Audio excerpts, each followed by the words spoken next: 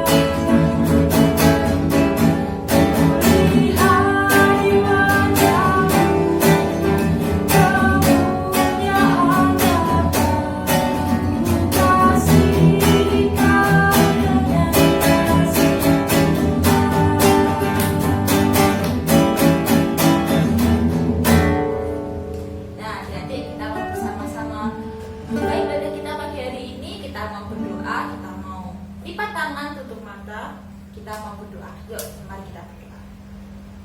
Tuhan Yesus, terima kasih Tuhan atas berkat-Mu. Kau telah bangunkan kami semua esok pagi ini dengan keadaan sehat, dengan keadaan sukacita Tuhan.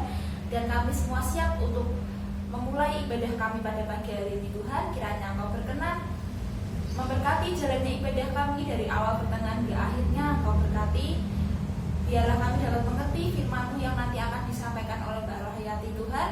Berkatilah kami, berikan buka hati, mata dan pikiran kami Tuhan, sehingga kami dapat mengerti dan melaksanakan firman-Mu dalam kehidupan kami sehari-hari Yesus. Berkatilah keluarga kami, berkatilah teman-teman kami, berkatilah sesama kami Yesus. Kamu mampukan kami untuk bisa mengasihi sesama kami Tuhan. Ampunkan segala dosa dan kesalahan kami. Di dalam nama Tuhan Yesus kami berdoa dan mengucap syukur. Haleluya. Amin. Nah, jadi sekarang lagi kita akan segera memasuki firman yang nanti akan dibawakan oleh Mbak Rohayati. Dan sebelum firman kita mau pujikan satu lagu lagi, Firman-Mu Pelita Bagi Kami.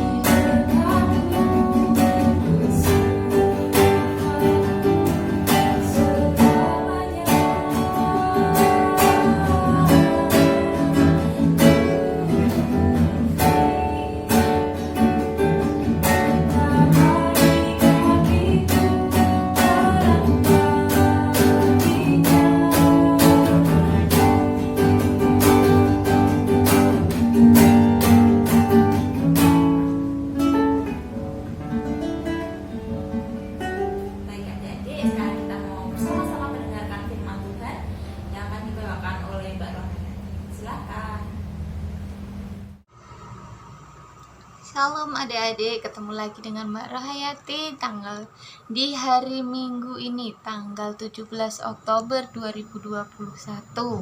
Nah, pada minggu kali ini kita akan belajar firman Tuhan bersama Mbak Rohayati dengan adik-adik.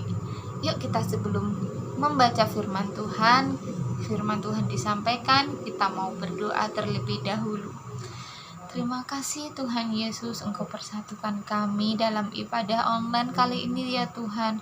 Meskipun kami belum bisa bertatap muka, namun Engkau persatukan kami. Terima kasih ya Tuhan, kiranya berkat-Mu selalu beserta kami ya Tuhan. Berikan kami kesehatan dalam kondisi yang seperti ini ya Tuhan, yang tidak memungkinkan kami untuk bertatap muka, juga dengan cuaca yang tidak menentu ya Tuhan. Kiranya Engkau selalu bimbing, Engkau sertai kami Tuhan. Kami serahkan ibadah online kami pada hari ini dari awal, pertengahan hingga akhir ya Tuhan. Kami Di dalam nama-Mu kami bersatu, Tuhan, memuliakan Engkau, dan berkati untuk pemberitaan firman kali ini ya Tuhan. Engkau berkati pembawa firman, Engkau berkati anak-anak yang mendengarkan Tuhan. Kiranya firman-Mu menjadi terang di dalam kehidupan kami, di dalam jalan kami, di dalam Engkau. Terima kasih ya Tuhan, kami serahkan pelayanan firman ini di dalam tangan kuasa sampai selama-lamanya. Amin. Nah, adik-adik, firman minggu ini kita mendapatkan tema yaitu melayani lebih sungguh. Nah, adik-adik, apa sih itu tentang melayani? Melayani sama artinya dengan menolong, membantu dengan kerelaan hati. Siapa adik-adik sekolah minggu yang sudah belajar untuk melayani, belajar untuk menolong? Entah itu menolong mama, menolong papa, teman-teman, atau saudara adik sekalian. Nah, kemudian lalu bagaimanakah sikap melayani itu? Adik-adik ada yang tahu mungkin bagaimana sih sikap melayani itu? Ya, sikap melayani yang dibutuhkan adalah dengan kerelaan hati. Kita memiliki suatu kerelaan. Kita dengan kerendahan hati. Kita tidak menginginkan suatu imbalan setelah kita melakukan sesuatu. Berbeda dengan seorang yang bekerja. Seorang pekerja dengan apa yang ia sudah lakukan, dengan apa yang telah dia kerjakan, dia menantikan suatu bayaran, dia menantikan suatu imbalan, upah yang akan ia capai, upah yang akan dia dapatkan setelah dia mengeluarkan jerih payahnya. Nah, tetapi di sini kita belajar untuk melayani, berbeda dengan pekerja tadi. Kita tidak mengharapkan sesuatu sebagai balasannya. Minggu ini kita akan belajar firman Tuhan yang diambil dari kitab yaitu Injil Markus ayat yang ke-10 ayatnya 35 sampai 45. Ayo kita dapat siapkan Alkitabnya dan simak bersama-sama. Markus 10 ayat 35 sampai 45. Begini bunyi firman Tuhan. Lalu Yakobus dan Yohanes, anak-anak Zebedeus, mendekati Yesus dan berkata kepadanya, "Guru, kami harap supaya Engkau kiranya mengabulkan suatu permintaan kami." Jawabnya kepada mereka, "Apa yang kamu kehendaki aku perbuat bagimu?" Lalu kata mereka, "Perkenankanlah kami duduk dalam kemuliaan-Mu kelak, yang seorang lagi di sebelah kanan-Mu dan yang seorang di sebelah kiri-Mu." Tetapi kata Yesus kepada mereka, "Kamu tidak tahu apa yang kamu minta. Dapatkah kamu meminum cawan yang harus kuminum, dan dibaptis dengan baptisan yang harus kuterima?" Jawab mereka, "Kami dapat." Yesus berkata kepada mereka, "Memang kamu akan minum cawan yang harus kuminum, dan akan dibaptis dengan baptisan yang harus kuterima. Tetapi hal duduk di sebelah kananku atau di sebelah kiriku, aku tidak berhak memberikannya. Itu akan diberikan kepada orang-orang bagi siapa itu telah disediakan." Mendengar itu, ke-10 murid yang lain menjadi marah kepada Yakobus dan Yohanes. Tetapi Yesus memanggil mereka lalu berkata, "Kamu tahu bahwa mereka yang disebut pemerintah bangsa-bangsa memerintah rakyatnya dengan tangan besi, dan pembesar-pembesarnya menjalankan kuasanya dengan keras atas mereka. Tidaklah demikian di antara kamu. Barang siapa ingin menjadi besar di antara kamu, hendaklah ia menjadi pelayanmu. Dan barang siapa ingin menjadi yang terkemuka di antara kamu, hendaklah ia menjadi hamba untuk semuanya. Karena Anak Manusia juga datang bukan untuk dilayani, melainkan untuk melayani, dan untuk memberikan nyawanya menjadi tebusan bagi banyak orang. Nah, beginilah bunyi firman Tuhan. Nah, adik-adik, kita mau belajar bersama-sama. Kita mau ulas kembali firman Tuhan ini. Kita mau belajar dari ayat yang ke-35 sampai 37 dulu. Ini menggambarkan suatu keinginan daging, hasrat manusia, impian yang ingin dicapai seseorang. Siapa sih orang yang gak memiliki keinginan, orang yang gak memiliki cita-cita? Pasti setiap orang memiliki tujuan masing-masing, memiliki harapannya masing-masing. Oh, aku ingin berprestasi, aku ingin punya cita-cita ini, aku ingin menjadi orang seperti ini. Aku dengan kemampuanku, aku akan mendapatkan sesuatu balasan nantinya untuk kehidupanku selanjutnya. Nah, setiap orang pasti memiliki keinginannya masing-masing. Seperti yang Yakobus dan Yohanes ini, anak-anak Zebedeus, mereka ingin suatu kedudukan yang tinggi, yang sama dengan Tuhan. Mereka ingin suatu nama yang terkenal. Siapa sih yang gak kenal dengan Yesus? Siapa yang gak ingin namanya menjadi terkenal? Nah, mereka berdua ini ingin namanya dikenang, ingin dihormati, ingin dipuji, mereka ingin dihormati dengan teman-temannya. Itulah gambaran keinginan daging, suatu yang ingin dibanggakan dari seorang manusia, impian yang ingin dicapai oleh mereka kelak. Mereka tidak tahu apa yang mereka ucapkan, apa yang mereka minta kepada Tuhan. Kemudian di ayat yang ke-38 sampai yang ke-40 itu menjelaskan tentang tanggung jawab yang harus diambil atau konsekuensinya. Di sini dikatakan tetapi kata Yesus kepada mereka, "Kamu tidak tahu apa yang kamu minta.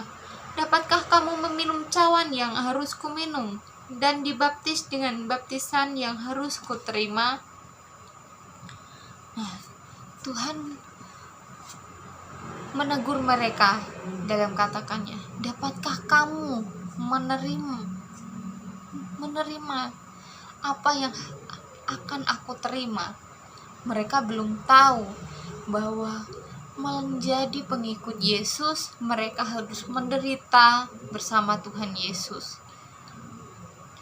Di ayat yang ke-39 mereka berkata, "Kami dapat." Ya, mereka belum tahu. Mereka belum memikirkan kelanjutannya seperti apa sih yang dinubuatkan kepada Tuhan Yesus, bahwa Tuhan Yesus harus menderita, dia harus dicemooh, dicaci maki, dan dia harus memikul salib, menanggung penderitaan orang-orang. Itu tidak terpikirkan oleh Yakobus dan Yohanes. Kemudian apa respon dari teman-teman seperjalanan Tuhan Yesus, sahabat-sahabat Yakobus dan Yohanes? Mereka sangat marah. Di ayatnya yang ke-41 berbunyi, tetapi ayat yang ke-41, mendengar itu ke-10 murid yang lain menjadi marah kepada Yakobus dan Yohanes. Nah, di sini dikatakan murid-murid yang lain menjadi marah. Mereka setara di hadapan Tuhan. Mereka melakukan perjalanan, melakukan pelayanan bersama-sama dengan Tuhan Yesus. Kedudukan mereka sama, tetapi Yakobus dan Yohanes meminta hak mereka untuk duduk di sebelah kanan Allah, di sebelah kanan dan sebelah kiri Tuhan Yesus ketika Tuhan Yesus memerintah di surga nanti. Nah, tapi Tuhan Yesus memaklumi mereka tidak tahu apa yang mereka ucapkan, mereka tidak tahu apa yang mereka perkatakan. Di ayat yang ke-42 sampai yang ke-45, Tuhan Yesus menasehatkan bahwa ketika itu, tetapi Yesus memanggil mereka lalu berkata, "Kamu tahu bahwa mereka yang disebut pemerintah bangsa-bangsa memerintah rakyatnya dengan tangan besi, dan pembesar-pembesarnya menjalankan kuasanya dengan keras atas mereka." Nah, sedangkan kita ketahui ya adik-adik, di dunia politik saat ini, dunia pemerintahan saat ini mengandalkan kemampuan. Mereka yang berkuasa akan menekan orang yang lebih lemah. Nah, tapi di sini kemudian dikatakan lagi kepada murid-murid Tuhan Yesus, "Tidaklah demikian di antara kamu. Barang siapa ingin menjadi besar di antara kamu, hendaklah ia menjadi pelayanmu. Dan barang siapa ingin menjadi yang terkemuka di antara kamu, hendaklah ia menjadi hamba untuk semuanya. Karena Anak Manusia juga datang bukan untuk dilayani, melainkan untuk melayani, dan untuk memberikan nyawanya kepada tebusan bagi banyak orang." Nah, adik-adik, kita belajar di sini dari firman Tuhan, bagaimana sih melayani itu? Melayani bukan seperti penguasa-penguasa sekarang, bukan seperti pemimpin-pemimpin dunia yang sekarang. Mereka dengan kekuasaannya, dengan kekuatannya menekan yang lemah. Tetapi Tuhan mengajarkan, kalau kamu mau dihormati, maka kamu harus merendahkan diri. Kalau kamu ingin dihargai, maka kamu bantulah orang-orang yang lemah. Adik-adik tahu kisahnya Tuhan Yesus bagaimana ia menjalankan pemerintahannya. Walaupun ia dikenal, disanjung banyak orang, tapi dia dengan kerelaan hati menolong, dengan kerendahan hati membantu orang-orang yang tidak mampu. Dia memberkati dan melayani. Dia tidak membanggakan dirinya, "Oh, aku anak Allah, aku harus disembah, aku harus dipuji, dipermuliakan." Tapi tidak dengan Tuhan Yesus. Dia melakukan pelayanannya, dia melakukan pengorbanannya dengan apa yang dia miliki saat itu. Dia tidak memiliki harta, tapi dia memiliki firman yang dapat dibagikan kepada murid-muridnya, kepada orang-orang yang menginginkan pelayanannya, kesembuhannya, kabar sukacita, penghiburan. Nah, dari situ mereka mengenal Tuhan Yesus sebagai guru, sebagai pemimpin, bukan karena kekuasaan membanggakan diri Tuhan Yesus, tapi karena pelayanan Tuhan Yesus yang dengan sukarela, dengan kerendahan hatinya. Di situ kita belajar bagaimana untuk saling mengasihi. Nah, adik-adik, Mbak Riati mau bercerita sedikit. Kita mau belajar nih dari seekor semut. Nih, ada seekor semut, dia sombong. Dia tidak menghargai teman-temannya. Dia tidak menghargai binatang-binatang yang lain. Suatu ketika si semut ini bertemu dengan kepompong. Nah, seperti apa kepompong itu? semut nih punya kaki yang banyak, dia bisa berjalan kemana-mana. Tapi kepompong cuma nempel di pohon, di ranting kecil. Kepompong gak bisa ngapa-ngapain, gak bisa bergerak. Saat si semut ini ketemu dengan kepompong itu, dengan sombongnya dia bilang, "Hei kepompong, lihat aku bisa jalan-jalan kemana-mana, dan aku bisa menikmati apapun dengan apa yang kulihat. Dengan tanganku, aku bisa mengumpulkan makanan enak kesukaanku. Apa yang kamu lakukan di atas pohon sana, kepompong?"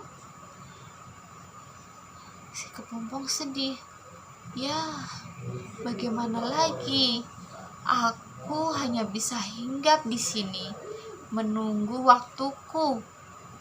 Dulu aku sebagai ulat bisa makan semauku. Aku juga bisa jalan-jalan dari ranting satu ke ranting yang lain. Nah, kemudian hujan badai datanglah. Waktu itu hujan lebat.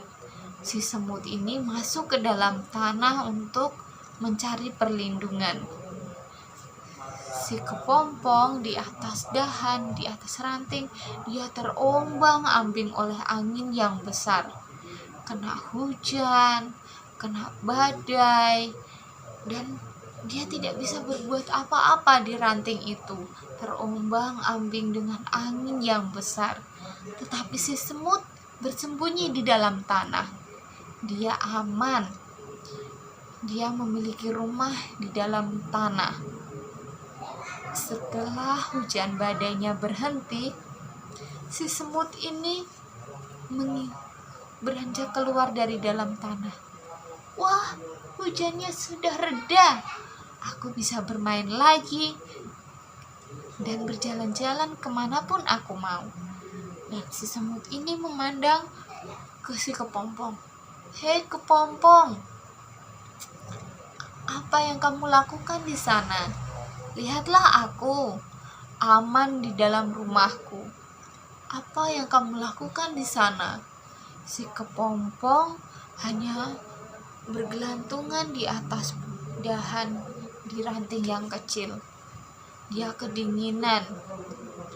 Nah, si semut ini dengan sombongnya dia berjalan ke sana kemari dengan pamer dia selamat dari hujan badai tadi. Nah, pada suatu ketika dengan tidak memperhatikan jalan, si semut ini terperosok ke dalam tanah yang berlumpur. Aduh, bagaimana ini? Aku tidak bisa selamat dari lumpur yang menjeratku ini. Dengan tadi si semut ini yang sombong, dia tidak tahu bahwa si kepompong tadi ternyata dia sudah berubah. Dia menjadi kupu-kupu yang cantik. Kepompong tadi kulitnya membuka. Nah, dari kepompong itu keluarlah sepasang sayap yang cantik. Dan itu adalah seekor kupu-kupu. Kepompong yang cantik berubah menjadi kupu-kupu. Si kupu-kupu itu terbang kian kemari, bebas lepas di udara. Dia mencium satu bunga ke bunga yang lain, dan di situ kemudian si kupu-kupu melihat semut yang terjebak di dalam lumpur. Wah, itu bukankah si semut? Dengan sombong kemarin dia mau mengolok-olok aku diterpa hujan angin, aku kedinginan, dan dia bersenang-senang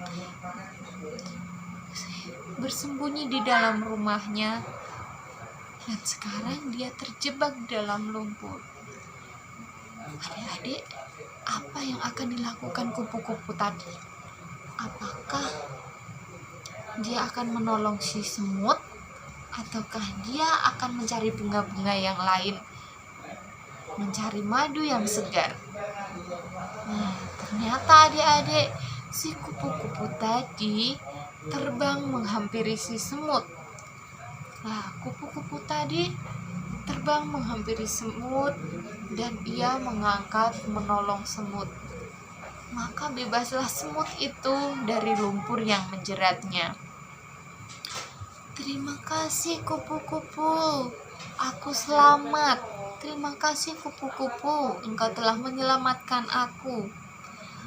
Nah, akhirnya terjalinlah persahabatan antara semut dan kupu-kupu tadi. Adik-adik, dari sini kita belajar seperti yang difirmankan Tuhan tadi. Kita tidak memandang siapa yang kita tolong, kita tidak memandang siapa yang harus kita beri bantuan. Nah, seperti kupu-kupu tadi, dari sebuah kepompong ia keluar sebagai kupu-kupu dengan sayap yang cantik, dan dia tetap rendah hati menolong si semut, tidak menyimpan dendam kepada semut tadi. Nah, dari firman ini kita belajar yuk, dengan nats yang diberikan dalam firman Tuhan kali ini diambil dari Markus 10 ayatnya yang ke-43 dan ke-44. Firman Tuhan berkata, "Tidaklah demikian di antara kamu, barang siapa ingin menjadi besar di antara kamu, hendaklah ia menjadi pelayanmu. Dan barang siapa ingin menjadi yang terkemuka di antara kamu, hendaklah ia menjadi hamba untuk semuanya." Nah, demikian firman Tuhan adik-adik. Kita mau belajar untuk saling melayani, saling mengasihi dengan kerelaan, dengan kerendah hatian, tanpa mementingkan diri kita sendiri. Kita mengesampingkan egois kita, tanpa kita iri dengan orang lain. Ya. Selamat hari Minggu adik-adik, selamat melayani. Tuhan Yesus memberkati. Tapi sebelumnya kita mau tutup ibadah minggu kita hari ini. Yuk kita berdoa penutup. Terima kasih ya Tuhan Yesus, Engkau pimpin firman ini dari awal hingga akhir ya Tuhan. Firman-Mu biarlah menjadi terang untuk jalan kami ya Tuhan. Di dalam Engkau kami bertumbuh untuk saling mengasihi, untuk saling melayani Tuhan, tanpa mementingkan keegoisan kami masing-masing, tanpa kami menaruh iri, tanpa kami menaruh dendam terhadap orang lain. Terima kasih ya Tuhan, kami mau belajar lebih tentang firman-Mu. Terima kasih Engkau berkati kami, keluarga kami, saudara-saudara kami Tuhan. Haleluya, amin. Terima kasih adik-adik, sampai berjumpa di kemudian hari. Tuhan Yesus memberkati. Nah adik-adik, kita bersama-sama baru saja sudah mendengarkan firman Tuhan yang dibawakan oleh Mbak Rohayati. Terima kasih Mbak Rohayati. Dan sekarang kita akan bersama-sama mengumpulkan berkat Tuhan. Kita akan mengumpulkan persembahan kita adik-adik. Seperti biasa, persembahannya dimasukkan ke amplop, nanti ditulis untuk komisi anak gitu ya. Nanti bisa ditujukan ke orang tua adik-adik, kalau orang tua adik-adik ke gereja. Nah, sekarang kita mau menyanyi satu lagu buat mengiringi pengumpulan persembahan kita. Kita mau menyanyi bersama-sama lagu Beri Syukur.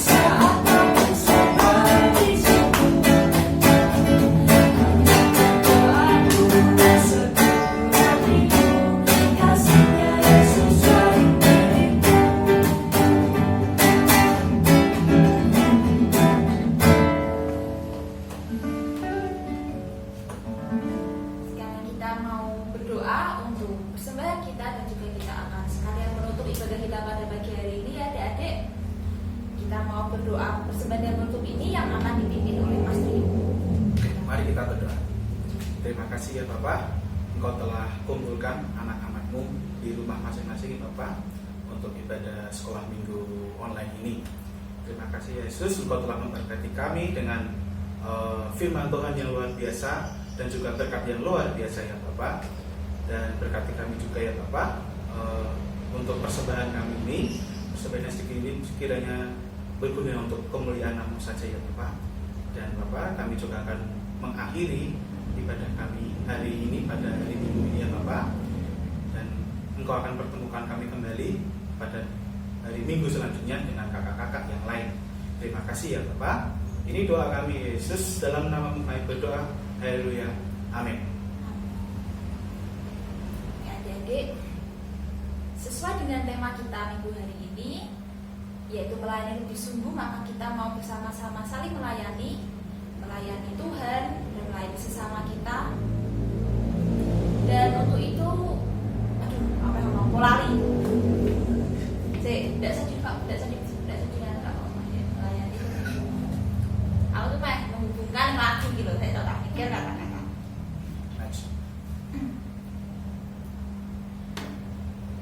Nah, adik-adik, sesuai dengan tema kita di minggu hari ini, yaitu melayani lebih sungguh, maka kita mau bersama-sama, kita mau saling melayani sesama kita, terutama kita mau melayani Tuhan. Dan kita juga gak boleh untuk menyia-nyiakan waktu kehidupan kita ini yang diberikan oleh Tuhan. Kita harus melayani semampu kita. Kita mau melayani selama hidup kita, karena hidup kita ini adalah kesempatan. Mari kita menyanyikan pujian menutup kita. Jadi bersama-sama kita mau pujikan lagu Hidup Ini Adalah Kesempatan.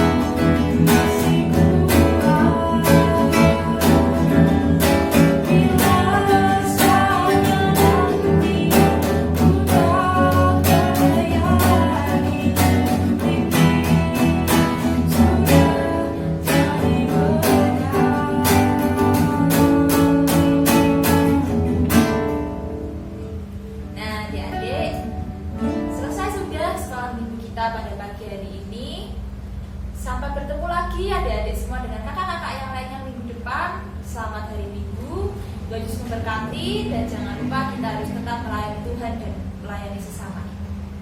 Selamat hari Minggu adik-adik, dadah. Sampai jumpa. Sampai jumpa.